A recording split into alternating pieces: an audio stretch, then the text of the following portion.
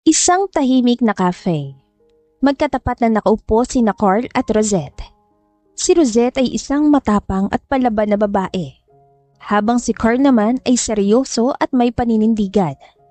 Pareho silang nakatingin sa kontratang nasa gitna ng mesa. So, ganito ka kadesperado? Magbabayad ka ng milyon para lang magkaanak ng kambal? Hindi ako desperado. Praktikal ako. Kung may paraan para makuha ang gusto ko ng mas mabilis, bakit ko pa patatagalin? Praktikal o kontrolado? Parang ang dami mong plano Kambal agad? Statistically speaking, mas mataas ang chance ng kambal sa IVF. So yes, kambal. At bakit ako? Marami naman dyan na willing mag-surrogate. Ikaw ang nag-apply, hindi ba? Hindi ka naman napilitan. Natawa ng bahagya si Rosette. Akala ko kasi parang easy money. Pero ngayon, parang ibang usapan na to. Anong ibig mo sabihin? Wala, baka lang naman, may iba kang dahilan. Bahagyang kumunot ang noon ni Carl, nag-iisip. Anong klaseng dahilan?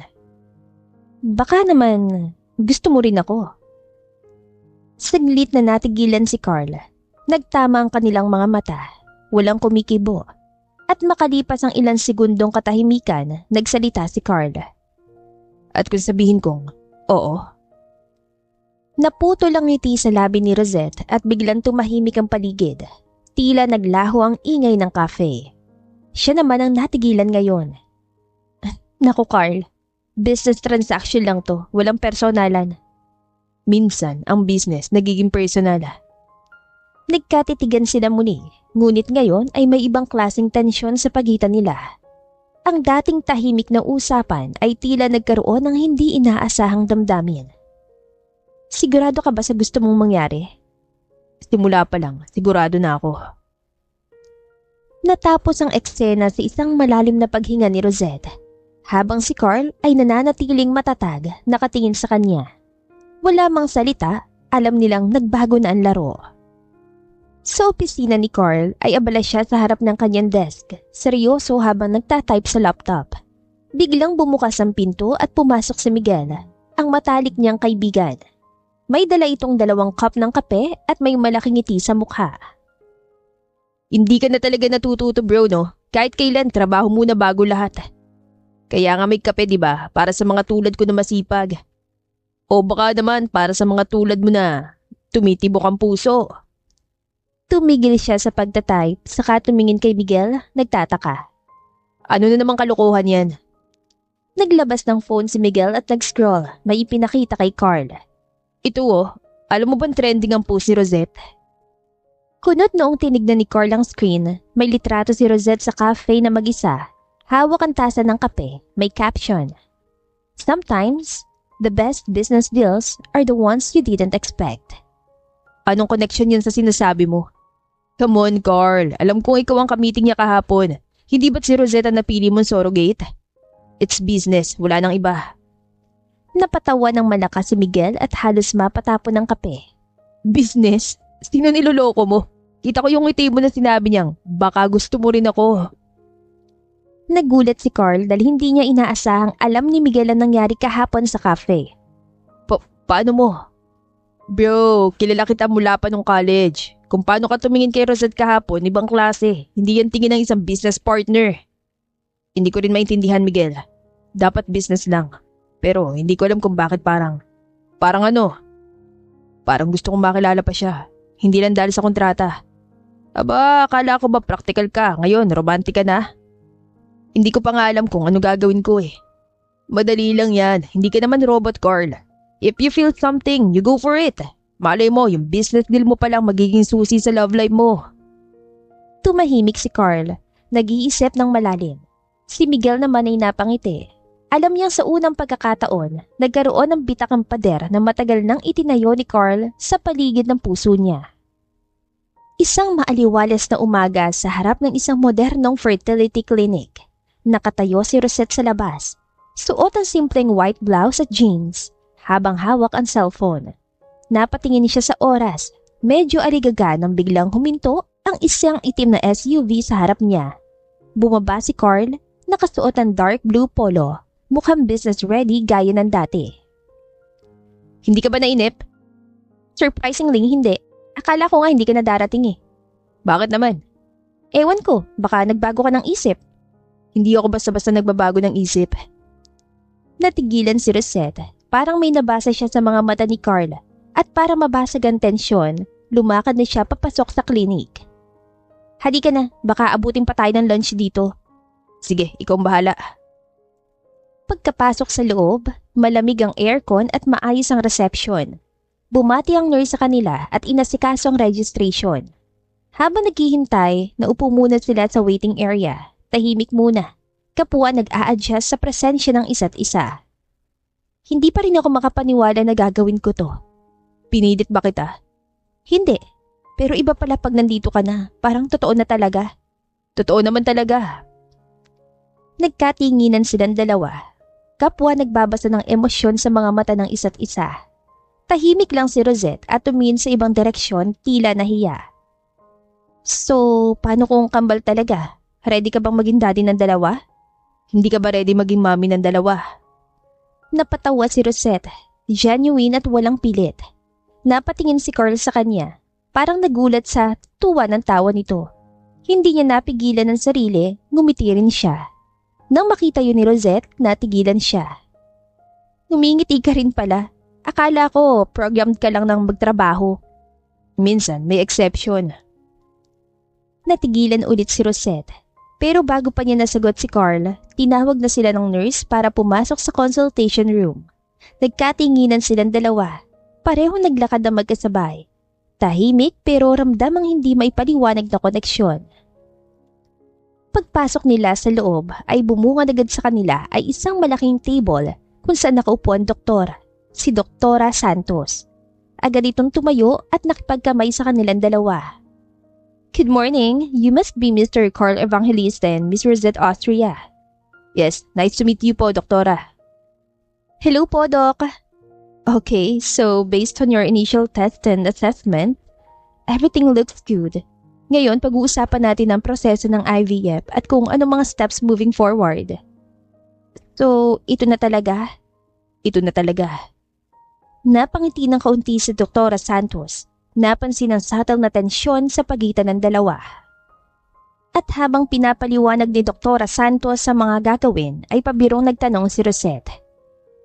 Parang science project lang po ba to? Well, science project with a purpose. That's one way to look at it. After fertilization, we will select the healthiest embryos and proceed with the transfer. Ideally, we want to for higher chances of twins, right? Yes, kambal talaga ang plano. Sigurado ka pa talaga? Dalawa agad? Sigurado. Napubuntong hininga si Rosette. Hindi niya alam kung matatawa o mag-aalala siya sa sobrang tiwala ni Carl sa plano niya. Mukhang desidido si Mr. Evangelista, pero ikaw, Rosette, how are you feeling about this? To be honest, mixed emotions. Excited ako pero... Pero ano? Pero hindi ko alam kung ready ako makasama ka ng ganito ka-close. Napatawa ng mahina si Doktora Santos at si Carl naman ay napangiti rin pero halatang bahagyang pamumula ng kanyang mukha. Hindi niya inaasahan ang sagot ni Rosette pero hindi rin niya to maitatanggi. Muli siyang tumingin kay Rosette at sa unang pagkakataon, nakita niyang hindi ito nagbibiro, may halong kaba at excitement sa mga mata nito. Okay, let's proceed with the schedule. We'll set your first cycle of medications next week. Once everything's good, we'll move forward. Alright, game na. Game na talaga. Nagkatitigan silang dalawang walang nagsasalita, pero parang maraming sinasabi ang kanilang mga mata. Minsan, ang mga plano ay nagsisimula lang sa papel, pero natatapos sa isang kwentong mas magulo at mas maganda kaysa sa inaasahan. Makalipas ang isang linggo, bumalik ulit sila ng klinik. Sa loob ng isang private room ng klinik, nakaupo si Rosette sa isang reclining chair. Nakasuot siya ng light blue na medical gown. Si Carl ay nakatayo sa tabi niya. Nakasuksok ang mga kamay sa bulsa ng kanyang slacks, halatang nag-aalangan kung saan pupwesto. Pareho silang tahimik, kapwa nag-a-adjust sa bagong sitwasyon. So, eto na talaga, wala nang atrasan. Hindi naman ako umaatras. Good. dahil ayoko mag-isa sa ganitong kalokohan. Kalokohan ba para sa'yo? Hindi ko alam. Weird lang. I mean, ilang buwan lang ang nakalipas. Nag-apply lang ako sa trabaho ngayon biglang... Napahinto siya sa kanyang pagsasalita at hindi na tinapos ang kanyang sinasabi. Biglang magiging ina ka na ng mga anak ko. Natigilan si Rosette. Tumitig siya kay Carl. Tila tinatansya kung nagbibiro ito o seryoso. Pero ang mga mata ni Carl ay diretsyo, walang bahid ng biro. Lumunok siya ng bahagya at saka napangiti na mahina. Well, kung ganon, ikaw naman ang magpapalit ng diapers. Kasama yun sa usapan. Napatigil muli si Rosette. Iba ang tingin ni Carl, seryoso, determinado at tila may kakaibang lambing na hindi niya inaasahan. Bago pa man siya makapagsalita, naramdaman niyang malamig na pakiramdam ng gamot na ini-inject sa kanya. Napatigil siya, bahagyang napasinghap. Okay ka lang ba? Okay lang, mas masakit pa nga yung mga pilit kong kinakalimutan eh. Nagulat si Carl sa sinabi niya, pero hindi ito umimik. Tumahimik silang dalawa, kapwa nag-iisip. Si Rosette, pilit ang umitik kahit may bahagyang kirot sa braso. Si Carl naman, tahimik lang na nakatingin sa kanya, tila nagtataka kung paano siya naging ganong katapang at kung bakit tila mas lalo siyang humahanga rito. Baka mamaya, ikaw naman ang manginig dyan ah. I doubt it.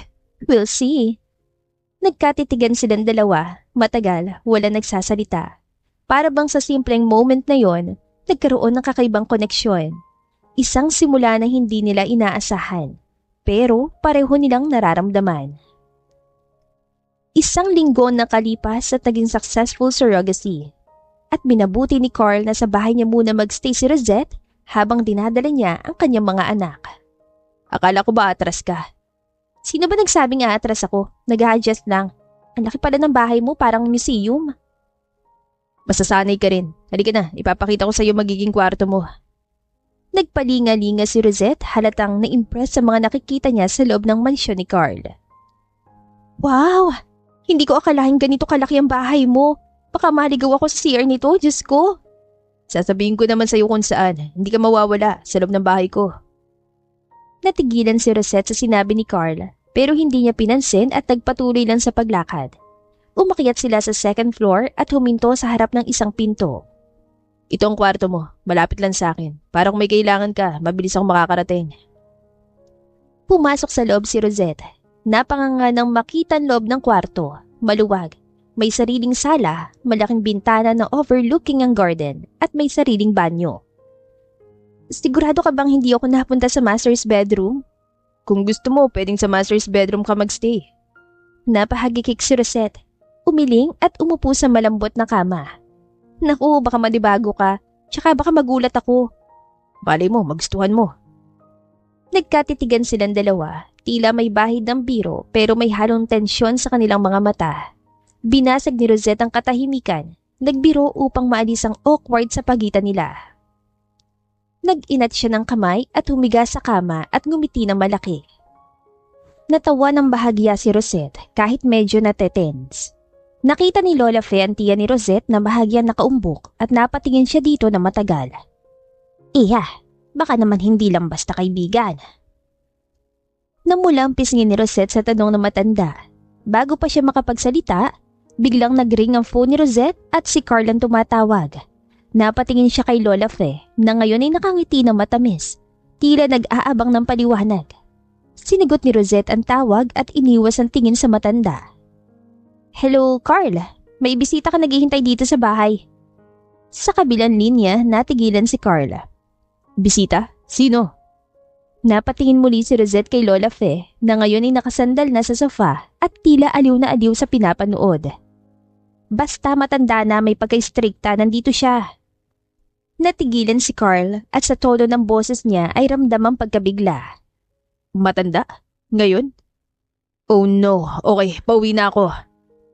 Binaba ni Rosette ang phone at pilit nang umiti kay Lola Fe na ngayon ay nakangiti rin pero halatang marami ng tanong na gustong itanong. Napalunok si Rosette. Alam niyang magiging mahaba ang usapang ito. Makalipas ang halos 30 minuto, bumusina ang sasakyan ni Carl sa driveway. Bumaba siya agad, halatang nagmamadali. Bit-bit pa niya ang coat niya habang tinatanggal ang necktie.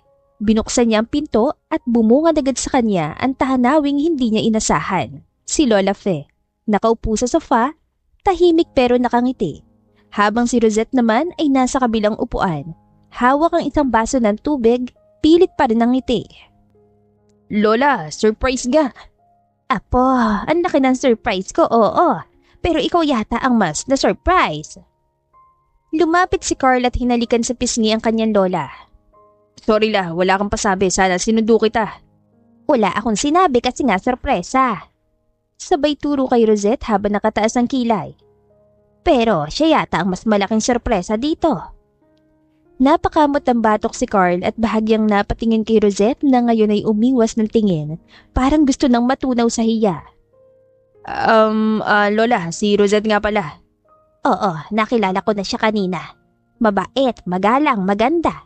Pero ang tanong, Apo, bakit may buntis sa loob ng bahay mo? Napatawa si Carl pero halatang nahihiya. Okay, Lola. Let me explain. Oh, sige, umpisahan mo sa kung kailan nakipag-live-in ang apo kong conservative. Si Carl at Rosette ay sabay na napaubo sa hangin. Napalingon sila sa isa't isa na para bang nagpapasa ng responsibilidad kung sino magsasalita. Lola, hindi po kami live-in. Sabay tingin kay Rosette. Tama? Ako? Ako pa talaga? Okay, ako na. So, Lola, gusto ko talaga magkaroon ng anak. And hindi ko priority ang romantic relationship ngayon. So, ang option ko ay surrogacy. At siya napili mong surrogate? Yes, she's smart, healthy, mabait, and desperate sa pera. Stingit ni Rosette. Hindi naman ganun ang sinabi ko. Okay lang yun, totoo naman. At least, na-complete ko ang sentence mo. Tahimik si Lola Fe sandali. Tinitigan silang dalawa. Si Rosette ngayon ay parang gusto ng lamunin ng sofa. Si Carl nakatayo at parang estudyanteng napagalitan. So, you're telling me may buntis sa bahay ko sa anak mong hindi pa ipinapanganak at hindi mo girlfriend ang nanay nito? Technically, tama. At tong hindi mo girlfriend na nandito sa bahay mo buong pagbubuntis? Ng telenovela, no? Hindi to telenovela, iha. Mas juicy pa. Napatawa si Carl at hindi na rin napigilan ni Rosette ang ngiti niya. Nagkatinginan sila, parehong awkward pero natatawa na rin sa sitwasyon. Huminga ng malalim si Lola Fe at ngumiti, pero may konting biro sa tono. Basta, siguraduhin mong maalagaan ang inang yan at ang mga apo ko. At kung sakaling magka-developan kayo, paki-inform ako agad ha, ayoko nang nagugulat. Noted, Lola. Promise, no more surprises. Aba, ako yatan lagi na sa surprise dito. Hay nako, Carl, ang weird mo talaga. Pero nakakatawa, mabuti ay ako ihatid muna sa aking silid, gusto ko na magpahinga. Opo, Lola. Gabi na sa mansyon, tahimik ang paligid at natutulog na si Lola Fe sa kanyang silid.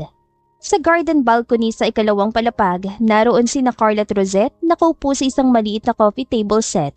May malamig na hangin at may soft lighting mula sa hanging bulbs. Hawak ni Carl ang isang taso ng tsaa habang si Rosette ay nakasandal at namamahinga din. Buti na lang okay si Lola. Akala ko magwawala yun kanina. Medyo nanginig din ako nung tinuro niya tayo. Parang nasa courtroom drama. Pero umukay din, di ba? I think gusto ka niya. Oo nga no. Hindi pa niya ako sinesermonan ng tuluyan. Progress na yun. Salamat, Rosette. Sa lahat. Hindi biro itong ginagawa mo.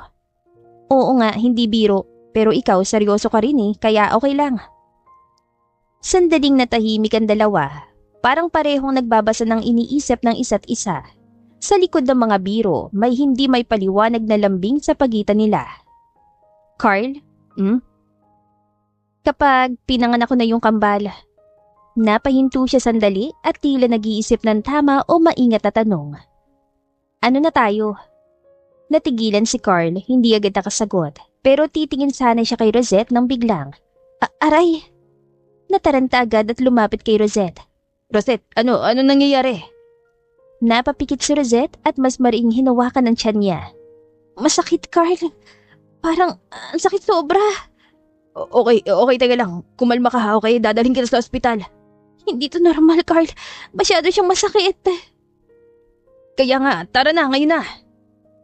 Agad niyang tinawag ang driver at tumakbo silang papunta sa sasakyan.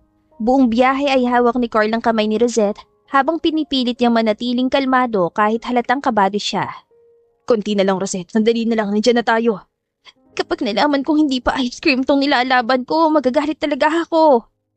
Napangiti naman si Carl kahit nai-stress na sa nangyayari. Sige, kahit ilang tab na ice cream bibili ako basta maging okay ka lang ha. Pagdating sa ospital, agad silang sinalubong ng medical staff at dinala si Rosette sa ER. Naiwan si Carl sa labas ng emergency room, kabadong-kabado habang paulit-ulit na naglalakad pabalik-balik. Please, okay na sana si Rosette at ang mga baby. Bulong niya sa sarili.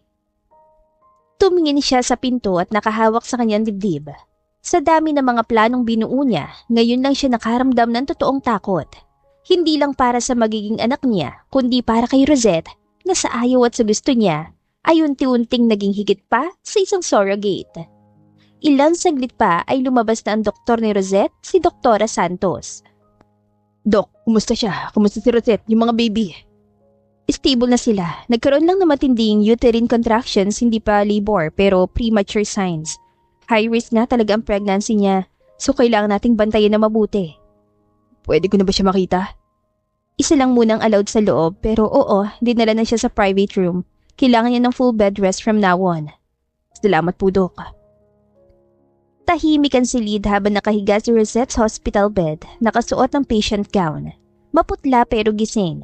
Pumasok si Carl, dahan-dahan, at napansin ni Rosette ang kanyang pag-aalala. Umupo siya sa tabi ng kama. Hey. Don't panic, okay? Buhay pa ako. Hindi yun ang point. Halos mabaliw ako kanina. Sabay hawak sa kamay ni Rosette. Akala mo mawawalang investment mo. Hindi ikaw ang investment. Hindi lang tutungkol sa babies, Rosette. Sandaling katahimikan, nagkatinginan sila. At kahit maraming gustong sabihin si Carl, hindi niya pa kayang buuin sa salita. Samantala, si Rosette naman ay tila natunaw na ang pader niya, pero may pag-aalinlangan pa din. Carl, hindi to madali. Buntis ako. Hindi sa akin yung mga bata. I'm not even your girlfriend. Alam ko, pero mahalaga ka na sa akin. Napatitig si Rosette sa kanya. Hindi niya alam kung ano ang isasagot niya. Kaya ang tanging ginawa niya ay hawakan din ng kamay ni Carl ng mahigpit, pero marahan. Alam mo, kung ito lang palang paraan para makakuha ng premium suite at room service, dapat pala noon pa. Nakuha mo pa talaga magbiro ha, ikaw talaga. Pero seryoso, Carl. Thank you ha. Hindi ko alam kung paano ko kakayanin itong mag-isa. At hindi mo na kailangan kayanin mag-isa. Simula ngayon, kasama mo na ako. Mainit ang araw.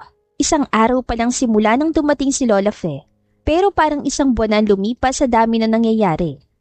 Pumukas ang pinto ng mansyon at pumasok si Carl. Marahang inalalayan si Rosette na nakasuot ng komportableng maternity dress. May hawak siyang maliit na overnight bag. Halatang pagod pa rin pero nakangiti. Baka bigla na namang atakihin si Lola sa gulat. This time, ako na mag-explain, promise. Pagkapasok nila sa sala, agad silang sinalubong ni Lola Fe. Nakasuot ito ng apron at may hawak pang tray na mainit na lugaw. Halata sa mukha niya ang pag-alala na makita si Rosette. Abat naku iha, ano nangyari? Sabi ng driver na ospital ka daw kagabi, bakit hindi niyo ako ginising? Kalma lang, na-monitor naman agad yung condition niya. Sabi ng doktor, kailangan lang niya mag-bed rest. Nothing serious, okay? Nothing serious? Buntis yang si Rosette at kambal pa. Lumapit agad si Lola Fe kay Rosette, kinuha ang bag nito at inalalayan siya papunta sa sofa. Umupo nga dyan, huwag kang kikilos sa malakas. Ito, lugaw mainit pa, walang bawang pampalakas yan. Salamat po Lola Fe, sorry po kung nag-alala kayo. Hindi mo na kailangang humingi ng sorry, ang importante ligtas ka at ang mga magiging apo ko. Apo natin. Napatingin si Rosette sa kanilang dalawa na parang sinasadyang sabihin ni Carl yung salitang natin. Ngunit piniling hindi na lang mag-react. Gumiti siya at sinimula ng pagkain ng lugaw. Kailangan nating seryosohin to. Kung high risk ang pregnancy, hindi sapat ang iisa lang ang nagbabantay. Carl, kukuha tayo ng private nurse at magstay ka na lang dito sa guest room sa baba. Malapit sa kusina, malapit sa CR at hindi mo na kailangang umakyat pa. Lola, ang bait niyo po. Hindi ako mabait. Praktikal lang ako. Ang sinapupunan mo ang nagdadala sa dalawang apo ko. At kahit hindi pa kayo ni Carl, parang gusto ko na rin. La, Lola Fe, grabe kayo. Anong grabe? Alam ko kung kailan may spark. Kita ko sa inyo kahit itanggi nyo pa halata sa mga ngiti nyo. Sabay na napayuko si na Carl at Rosette. Parehong namumula ang tenga. Umiling si Lola Fe habang nakangiti. Sabay tumayo at lumakad papuntang kusina. Kayo na dyan, kakainin ko na lang ang natirang lugaw sa likod. Baka matamisan pa ako sa inyo. Pagkadis ni Lola Fe, napatingin si Carl kay Rosette. Pareho silang napatawa at tumahimik ulit saglit. so, guest room sa baba ha? Yap, ikaw. Kwarto mo pa rin sa taas. Okay, pero kapag kailangan mo ng yelo, ng tubig o ng kwento bago matulog, tawagin mo lang ako. Pwede bang yakap na lang? Hindi kasi tumatalab sa akin ang kwento mo, nakakaantok eh. Yakap? Kaya mo yan? Di ba bawal sa bed rest? Depende sa lapit ng yakap. Nagkatinginan sila, parehong ngumiti. Sa gitna ng mga komplikasyon, may unti-unting namumuong komportableng espasyo sa pagitan nila. Isang tahanan na hindi na lang para sa kambal, kundi para sa isa't isa. Makalipas ang 7 buwan at 2 buwan na lang ang hihintayin, ay iisisilang na ni Rosette ang kambal na anak ni Carl. Ang buong akala niya ay puro saya lang ang mararanasan niya sa piling ni Carl. Ngunit sa hindi inaasahan, may isang taong malapit sa pamilya ni Carl ang bigla na lang dumating upang maging dahilan ng pag-agwat niya kay Carl. Sa garden, nakaupo si Rosette sa isang lounge chair. Malaki na ang tiyan niya, pero blooming pa rin. Nagbabasa siya ng baby book habang sinusubuan ni Carl ng hiniwang prutas. Oh, last piece na, promise. Carl, hindi ka ba napapagod? Napapagod sa trabaho? Oo, pero sa inyo ni baby never. Cheesy mo talaga lately. Hormonal ko lang, kaya medyo soft ka sa jokes ko ngayon. Pareho silang nagtawanan at ramdam nila pareho ang peaceful maging ang komportable sa isa't isa. Parang lahat ng bagay ay nasa lugar na. Pero sa mismong moment ng katahimikan, biglang may tumigil na sasakyan sa harap ng gate. Napatingin si Carl. May bisita ba tayo? Ha? Wala akong maalala na may darating ngayon. Baka si Miguel? Bumukas ang gate. Mula sa sasakyan, lumabas ng isang magandang babae. Naka-sunglasses, puting dress at mamahaling bag. Confident ang lakad habang patungo sa pinto ng mansyon. Napakunot noo si Carl. Yvonne? Napalingon si Rosette nang marinig niya ang pangalang Yvonne. Yvonne? Carl! Yumakap agad si Yvonne kay Carl bago pa ito makaiwas. Nagulat man si Rosette pero nanatiling nakaupo sa garden chair. Matapos ang yakap, sakalang ito tumingin kay Rosette mula ulo hanggang tiyan sabay balik kay Carl. Oh, I see. I missed a lot. Yvonne, anong ginagawa mo rito? Akala ko nasa Europe ka pa. Ano ka ba? Parang hindi ka naman masaya na umuwi ako. For good na akong bumalik. May business expansion kami dito. And syempre, gusto ko ring makita kayo ni Lola Fe. By the way, asan siya? Biglang bumukas ang pinto at lumabas si Lola Fe. Yvonne, anak! Lola Fe! Nagbeso agad sila. Habang si Carl ay nagkibit balikat at si Rosette ay nanatiling tahimik. Pinapanood lang ang eksena. Nako anak, na-miss kita. Ang tagal mong nawala. Tignan mo, mas lalo kang gumanda. Na-miss ko din po kayo. Siyempre, para hindi po nakakahiya kay Carl pagbalik ko. Parang may tumiklop sa loob ni Rosette. Hindi man siya nagsasalita, halatang may kirot sa titig niya habang pinagmamasdan ang dalawa. Lola, si Rosette nga pala. Hi, I'm Yvonne, childhood friend ni Carl, and you are? Rosette.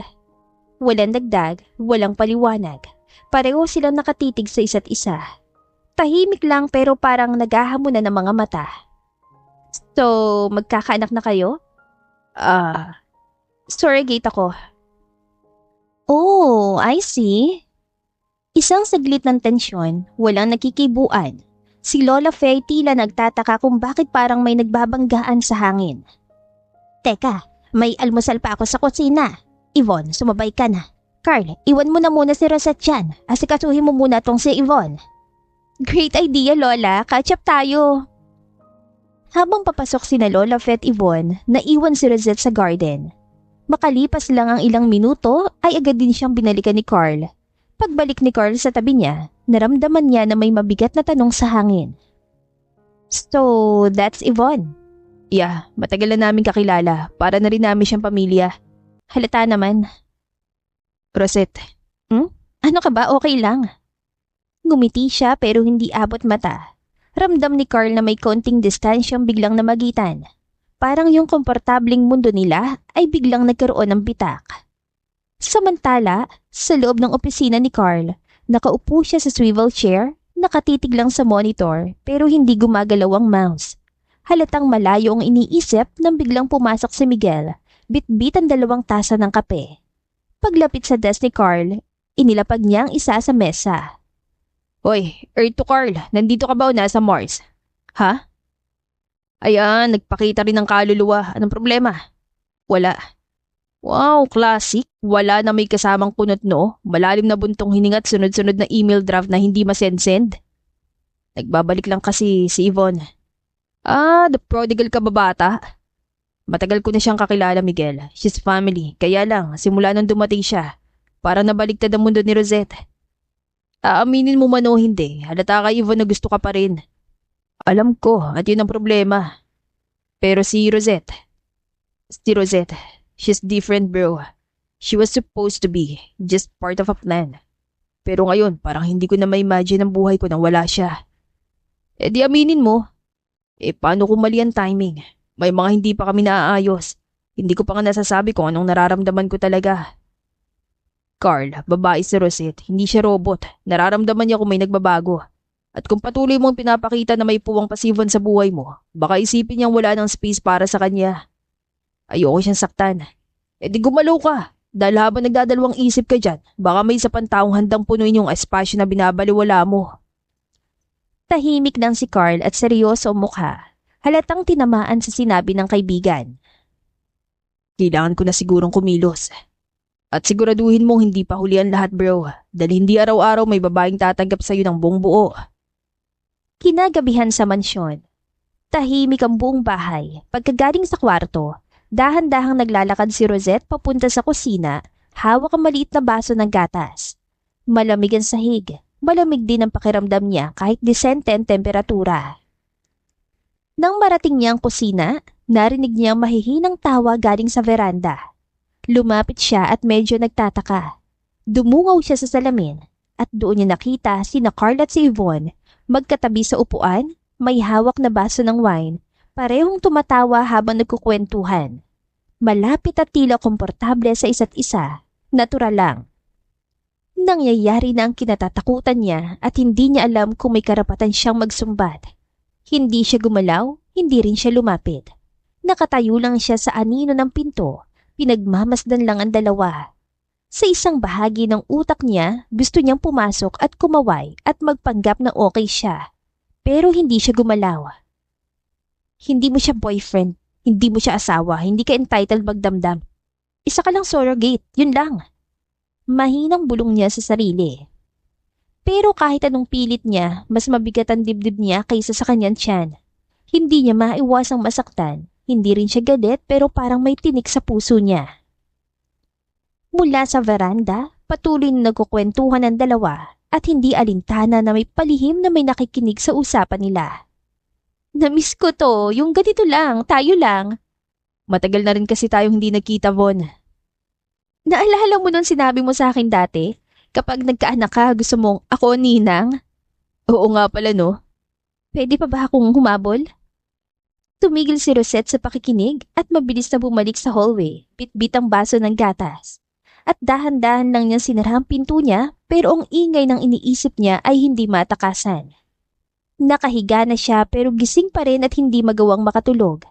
Mahigpit ang hawak sa unan at nakatingin sa kisame. Hindi ka dapat magselos, Rosette. Hindi ikaw ang mahal niya. Hindi naman dapat ikaw ang umaasa. Pumikit siya pero hindi niya napigilan ng luhang pumatak. Walang hikbi, walang drama. Tahimik lang pero totoo. Kinaumagahan sa mansyon. Mula sa kusina ay amoy na amoy ang bagong lutong pandesal. Papalapit si Carl sa kusina.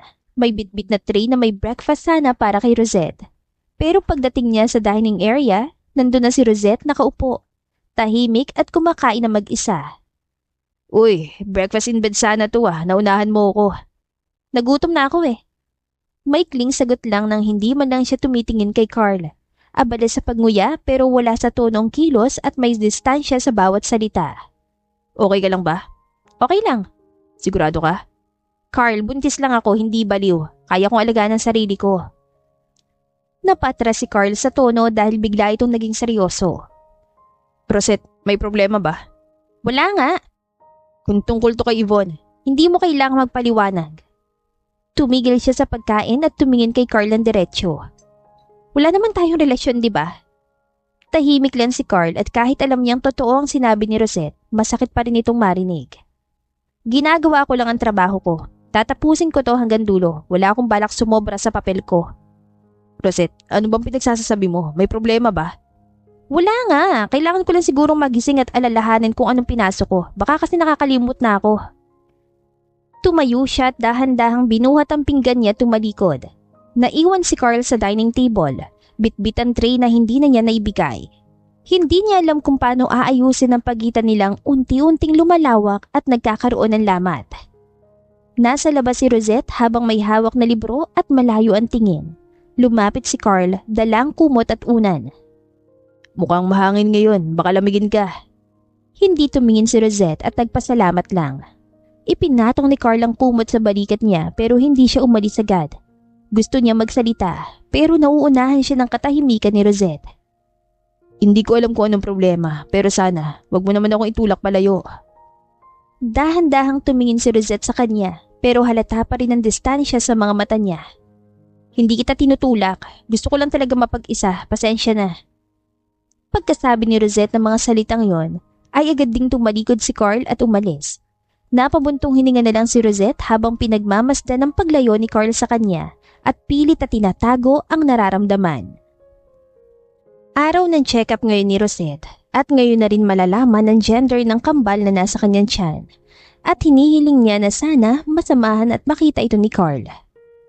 Hello, sana okay lang kayo dyan sa tummy ko Sana nandun si daddy niyo para makita din kayo. Bulong niya habang haplos-haplos ang tiyan niya. Lumakad siya papunta sa kwarto ni Carl para sana yayain ito. Ngunit bago pa siya makalapit, narinig niya ang boses ni Yvonne mula sa loob. Bahagyang nakaawang ang pinto, nag-aalangan pero lumapit siya. At doon niya nakita ang ayaw niya makita. Saktong pagsilip niya ay magkadikit ang labi ng dalawa. Isang mabilis pero malinaw na halik. Gulat na gulat ang mukha ni Carl at kasabay nito ang pangingilid ng luha ni Rosette sa labas. Pagtulak ni Carl kay Yvonne ay siya din biglang alis ni Rosette kaya naman hindi na niya narinig ang sinabi ni Carl. Yvonne, ano to? Nagkibit-balikat lang si Yvonne pero hindi agad nagsalita. Sorry, nadala lang. Hindi mo pwedeng gawin yon. Bakit? Ayaw mo pa kasing aminin, alam kong may nararamdaman ka pa rin sa akin. Yvonne, no. Kung may nararamdaman man ako sa'yo, yun ay bilang kapatid na lang. Sorry, pero kung umaasa ka may babalikan tayo, wala Yvonne. Bakit? Dahil ba doon sa surrogate mo? Ang pangalan niya ay Rosette. At oo, dahil sa kanya. Tumahimik si Yvonne, hindi makatingin ng diretsyo kay Carl. Akala ko, simpleng arrangement lang to. Pero habang kasama ko siya, habang nakikita ko kung gaano niya pinapahalagan tong pagbubuntis, kung paano niya ako iniintindi kahit hindi niya kailangan, doon ko na-realize hindi ko lang siya gusto. Mahalaga siya sa akin. Stu, natagalan ba ang dating ko? Nalit ba ako? Kaya sa kanya mo na nabuot ang atensyon mo? Matagal na tong nararamdaman ko. Hindi ko lang agad inamin. Mabilis ang yabag ni Carl habang lumalabas ang kanyang silid. Halatang tensyonado at galit. Nakasimango at may dala ng susi ng kotse at hindi mapakali. Saktong palabas siya ng hallway nang bumungad si Lola Fe, galing sa kabilang direksyon. Aba, Carl, bakit parang may sunog? Napahinto si Carl pero hindi agad sumagot. Nakapikit siya sandali, tila sinusubukang kontrolin ang emosyon. May nangyari ba? Diretso siyang tumuloy palabas ng bahay. Hindi niya nagawan sagutin si Lola Fe. Naiwan ang matanda sa hallway, nagtataka at bahagyang nag-aalala. Dahan-dahan siya lumapit sa kwarto ni Carl at pagbukas niya ng pinto. Nakita niya si Yvonne, nakaupo sa gilid ng kama, umiiyak. Hawak ang isang pirasong tissue. Nang makita siya ni Lola Fe, dali-daling pinunasan ni Yvonne ang luha, pero halatang umiiyak talaga ito. Yvonne, iha! Lola Fe, sorry hindi ko alam na. Agad na yumakap si Yvonne kay Lola Fe at saka binuhos ang iyak.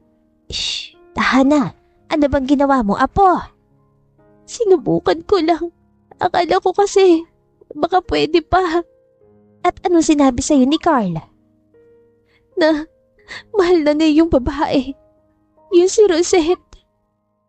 Alam mo Yvonne, matagal na kitang kilala.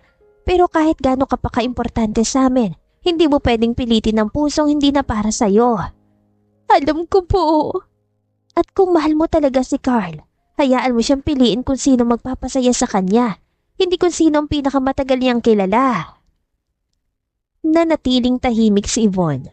Patuloy lang sa pagpatak ng luha habang unti-unting lumiliit ang pag-asang inakala niyang meron pa. Samantala sa klinik, mag-isang nakahiga si Rosette. Wala siyang kasama. Nakatitig lang sa monitor habang iniikot ng doktor ang probe sa tiyan niya. Tahimik lang siya pero may luha pa ring dumadaloy habang pinagmamasdan ng dalawang munting imahe sa screen. Congratulations, Miss Rosette! You're having a baby boy and a baby girl. Sayang naman hindi kasama ang daddy. Nasaan ba siya? Ngumiti siya at pilit tinatago pa rin ang nararamdaman niya. Tumingin sa kisame, pilit binubura ang eksenang nakita kanina. Busy po kasi. Sayang naman. Pagkaraan ng mahigit 1 oras, dumating si Carl. Bumukas ang pintuan at mabilis na pumasok si Carl. Humihingal, mukhang galing sa pagmamaneho. Sinalubong naman agad siya ni Doktora Santos. Oh, Carl, congrats pala ha. Nasabi na ba sa'yo ni Rosette ang gender ng baby niyo? Mukha na late ka, sayang naman. Galing na po siya dito? Oo, actually kanina pa Nagtataka nga ako bakit hindi ka kasama. Sabi niya busy ka raw pero may iniwan siya at pinabibigay sa'yo to. Iniyabot ni Doktor ang isang maliit na envelope. Kinuha ito ni Carl, nanginginig pa ang mga daliri habang dahan-dahang binubuksan.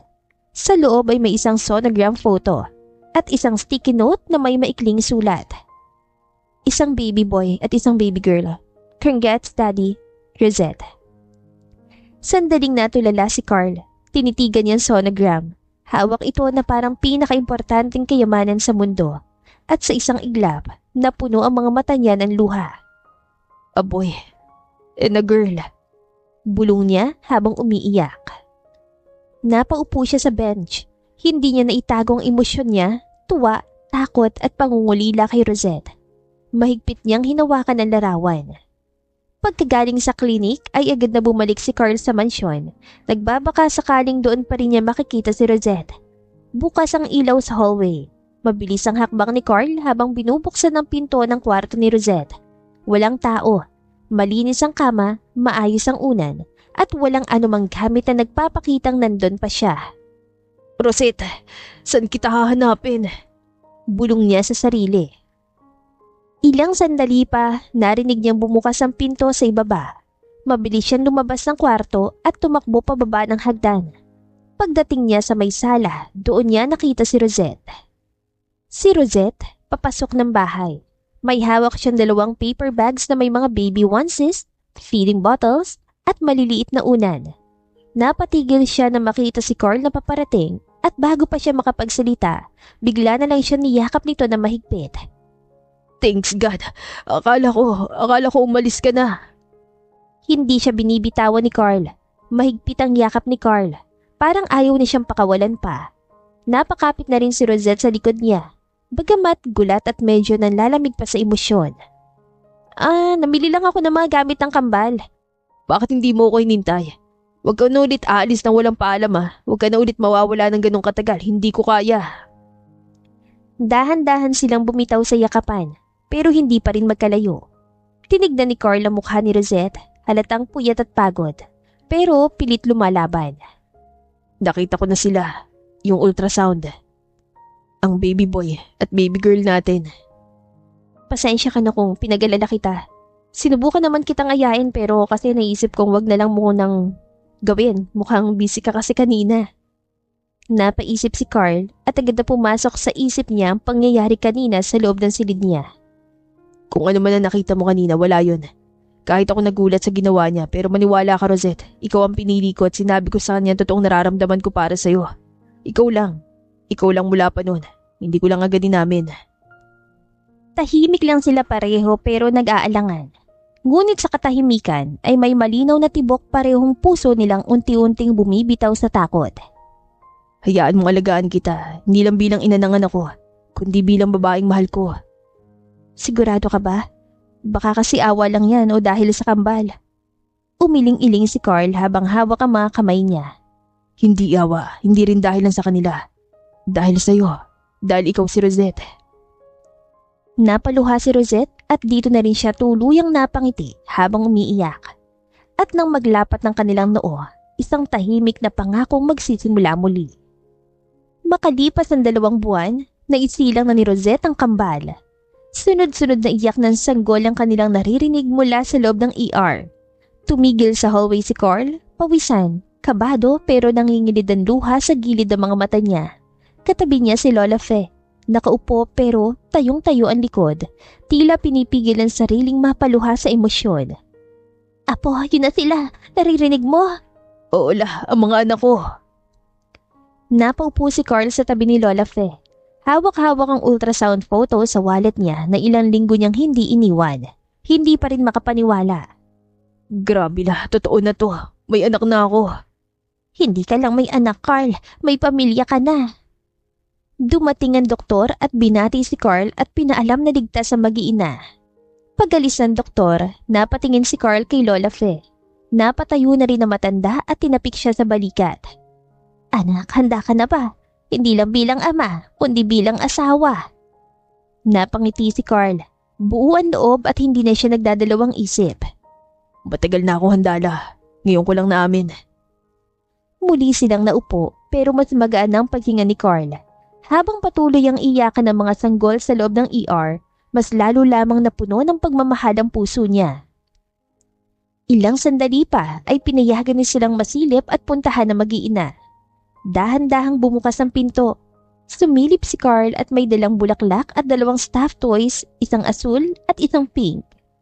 Tahimik niyang sinara ang pinto at lumapit.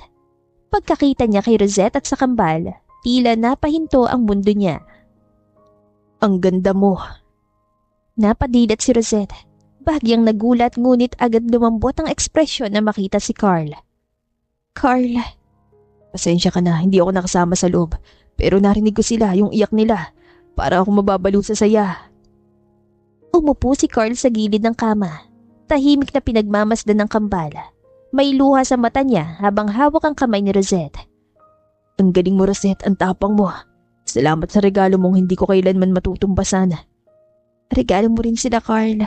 Kasi kung hindi mo ako pinili, hindi ko mararanasan to. Bahagyang tumulo ang luha ni Rosette. Agad namang pinunasan ni Carl yon gamit ang hindalaki niya. Huwag ka nang umiyak, baka makasama sa'yo. Pahinga ka lang. Mahal kita, Rosette. Hindi dahil ikaw ang nagdala ng mga anak ko, kundi dahil ikaw ang dahilan kung bakit ako natutong mangarap ng buo, na masaya, nan tayo.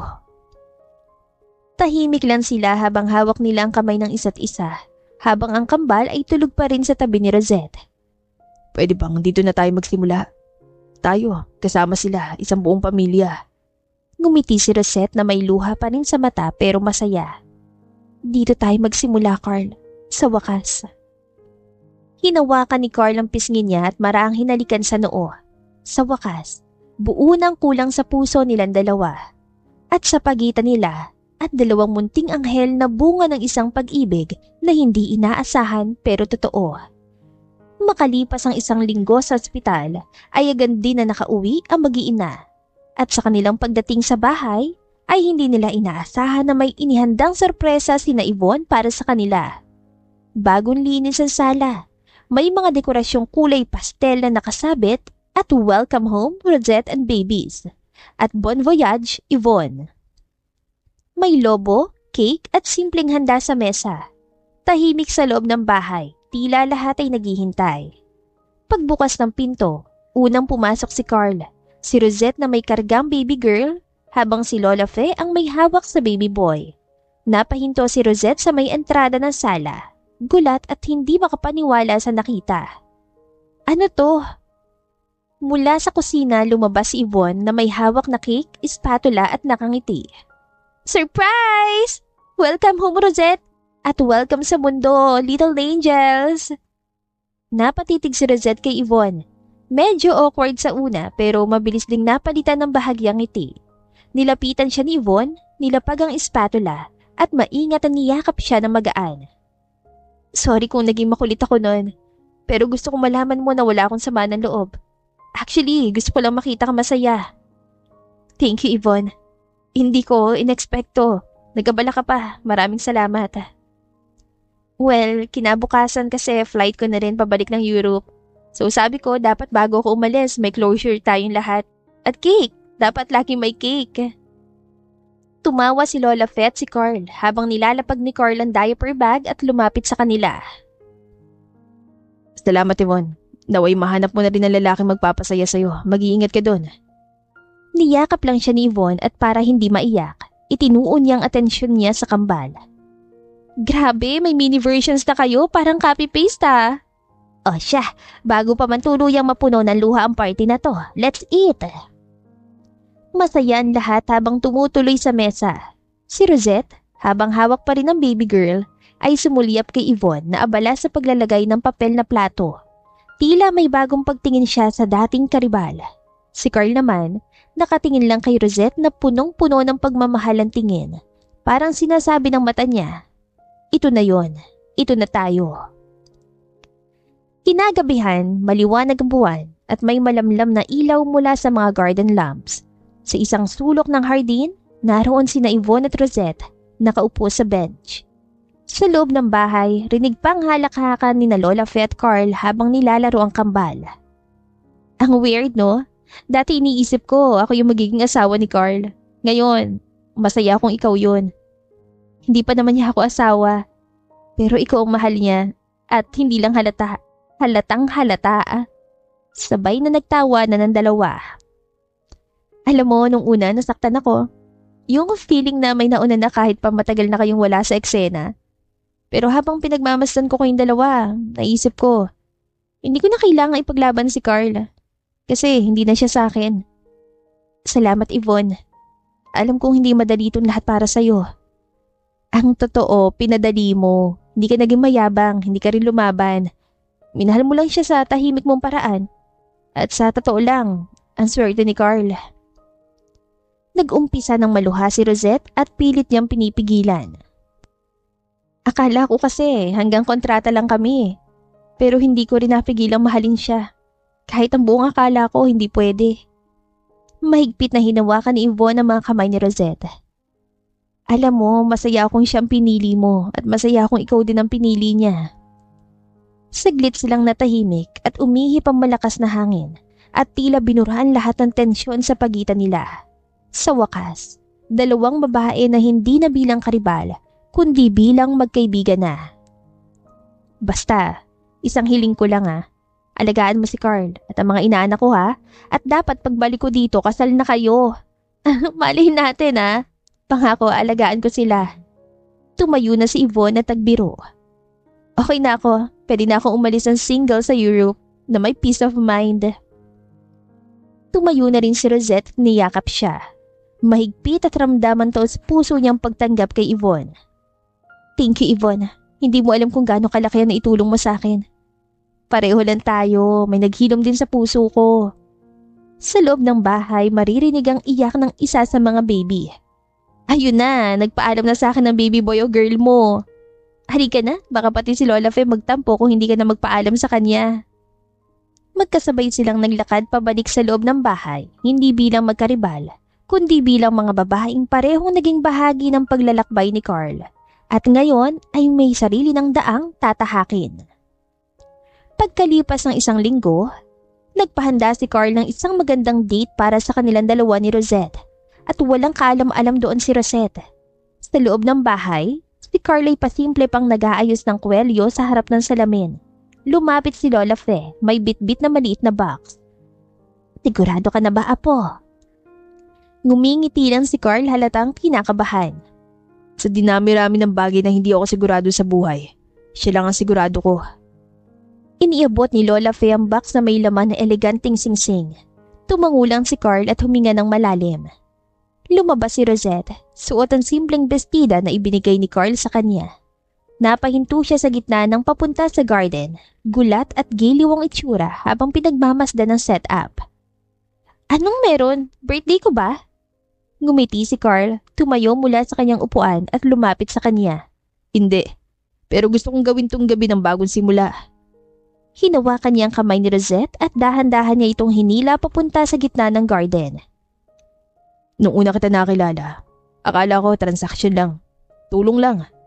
Pero habang lumilipas ang buwan, naging mas totoo ang lahat. Yung tawa mo, yung tapang mo, yung pagmamahal mo sa kambalat sa akin. Hinugot niya mula sa bulsa ang singsing at lumuhod na siya sa harap ni Rosette. Bumilis ang ihip ng hangin. Nagulat na lang si Rosette at naluluha na. Rosette, hindi lang kita minahal. Natutunan kong hindi ko na kaya mabuhay nang wala ka. Will you marry me? Pakasalan mo ko, hindi bilang ama ng mga anak mo, kundi bilang lalaking mamahalin ka habang buhay. Tahimik lang si Rosette. Mangiyak-ngiyak na tinatakpan ng bibig niya. Maya-maya pa tumango siya ng paulit-ulit. Oo, Carl. Oo. Tumayo si Carl at nanginginig pa ang kamay habang sinusuot ang singsing sa daliri ni Rosette. Sabay niyakap niya ito na mahigpit. Napaiyak sila pareho habang umaalingaw-ngaw ang fireworks na biglang pumutok sa kalangitan, sorpresa ni Lola Fe. Sa hindi kalayuan, kita si Lola Fe na palihim na umiiyak habang binabati sila sa hangin. Sabi ko na nga ba, pamilya talaga kayo. Ang kasalan ni na Rosette at Carl Evangelista. Si Rosette ang nakasuot ng magarang puting gown na hindi man sobrang bongga pero bagay na bagay sa kanya. Natural ang ayos, glowing ang mukha. Kinakabahan man pero mas nangingibabaw ang saya. Lumapit si Lola Fe na may hawak na maliit na panyo. Handa ka na ba, Iha? Handang-handa na po. At nagsimula ng tumugtog ang wedding march. Tumayo ang lahat. Sa dulo ng aisle, si Carl, naka-classic na black tuxedo, hindi maipintang ngiti. Katabi niya ang kambal na naka-minisuit ang baby boy at nakaputing dress ang baby girl. Halos maiyak si Carl sa tanawing papalapit sa kanya. Unti-unting naglalakad si Rosette hawak ang bouquet.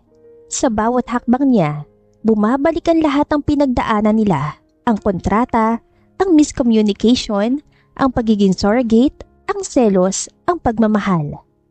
Nang magtagpo ang kanilang mga mata, para bang sila lang ang nasa mundo. Paglapit ni Rosette, inabot siya ni Lola Fe kay Carl. Simula na ng happily ever after. Nagpalitan sila ng mataimtim na tingin pagkatapos ng vows at rings.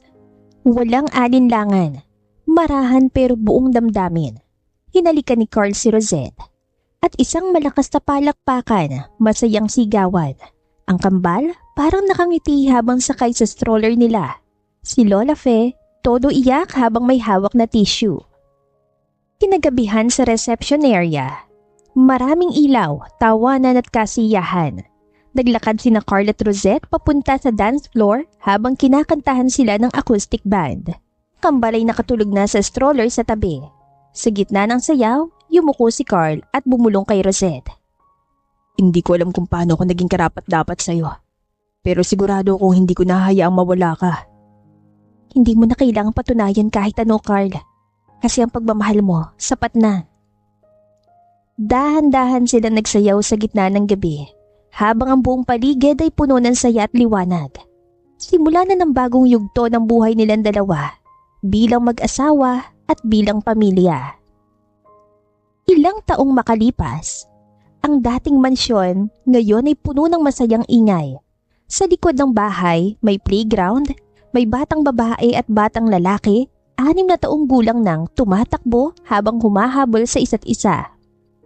Sa porch, nakaupo si Carl at Rosette. Si Carl ay may hawak na tasa ng kape, habang si Rosette ay nakasandal sa kanya. Hawak ang isang photo album ng mga lumang larawan ng kasal nila. baby photos ng kambal at litrato nila kasama si Lola Fe. Ang bilis no, parang kahapon lang, pinapalaki pa natin sila sa gitna ng gatas at lampin. Nakangiti naman tinitignan ni Carl ang mga anak. Ngayon, sila na nagpapalakas sa atin. At kahit papano, lahat ng pinagdaanan natin worth it. Napatingin sila sa mga bata, masayang nagtatawanan. Puno ng buhay ang paligid, mga halaman, hangin, araw. Wala na ang lungkot, wala na ang takot. Pamilya na sila. Buo at totoo. Walang kontrata, puro pagmamahal na lang. Minsan, darating ang pag-ibig sa formang hindi natin inaasahan, hindi sa tamang oras, hindi sa tradisyonal na paraan. Pero darating ito kapag handa na tayong buksan ang puso. At kapag nangyari yon, matututo kang mahalin hindi lang ang ibang tao, kundi pati ang sarili mong kwento. Pagkat ang tunay na pamilya, hindi lang binubuo ng dugo, kundi ng pangakong hindi ka iiwan, anuman ang mangyari. At dito na po nagtatapos ang ating kwentong pag-ibig. Maraming salamat po sa pakikinig. To God be the highest glory. Hanggang sa muli. Paalam!